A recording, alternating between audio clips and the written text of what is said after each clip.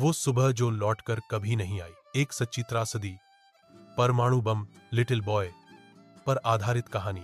6 अगस्त 1945 की वो सुबह बाकी दिनों जैसी ही थी। हिरोशिमा शहर के लोग धीरे धीरे जाग रहे थे। किसी को इस बात का जरा भी अंदाजा नहीं था कि कुछ ही मिनटों में उनका जीवन पूरी तरह बदलने वाला है। सूरज अपनी पहली किरणें धरती पर फैला चुका था। गर्मियों की सुबह थी, मगर हवा में हल्का सा ठंडापन था। स्कूल जाने वाले बच्चे अपने बस्तों को समेट रहे थे, दुकानदार अपनी दुकानें खोल रहे थे और कुछ महिलाएं बाजार जाने की तैयारी कर रही थीं। इसी शहर की एक पुरानी गली में एक 12 साल की बच्ची सादाको सासाकी अपने बिस्तर से उठी।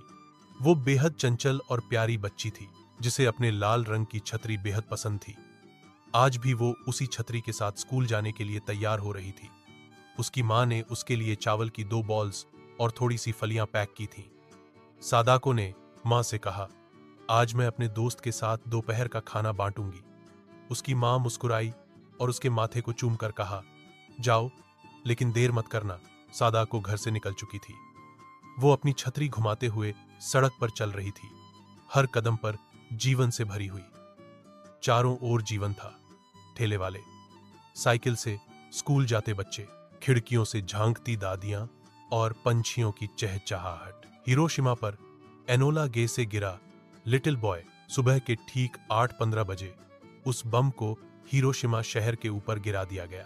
पहले तो एक अजीब सी चमक फैली, इतनी तेज कि पलकों के पीछे भी रोशनी समा जाए।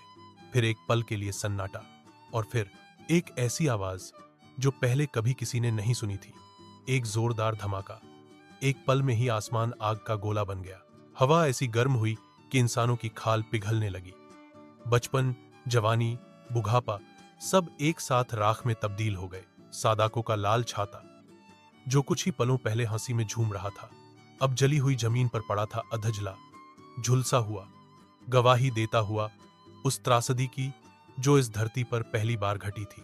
हिरोशिमा, एक जीवंत शहर, पल भर में कब्रिस्तान बन गया। कुछ लोगों की परछाइयां दीवारों पर हमेशा के लिए छप गईं, वो अंतिम क्षण की गवाही बन गईं। कुछ लोग जिंदा जल गए, कुछ बिना किसी निशान के गायब हो गए। जो बच गए वो भी मरने से कम पीड़ा में नहीं थे। जलती हुई खाल, फटी हुई आंखें और शरीर पर छाले। 3 दिन बाद 9 अगस्त को ऐसा ही एक और बम नागासाकी पर गिराया गया। लेकिन इस कहानी की नायिका सादाको हिरोशिमा की राख में बच गई थी। उस दिन तो वो कुछ दिनों तक ठीक रही, मगर फिर धीरे धीरे उसकी तबीयत बिगड़ने लगी। उसे सिरदर्द, थकान और बुखार रहने लगा। डॉक्टरों ने बताया कि उसे ल्यूकेमिया हो गया।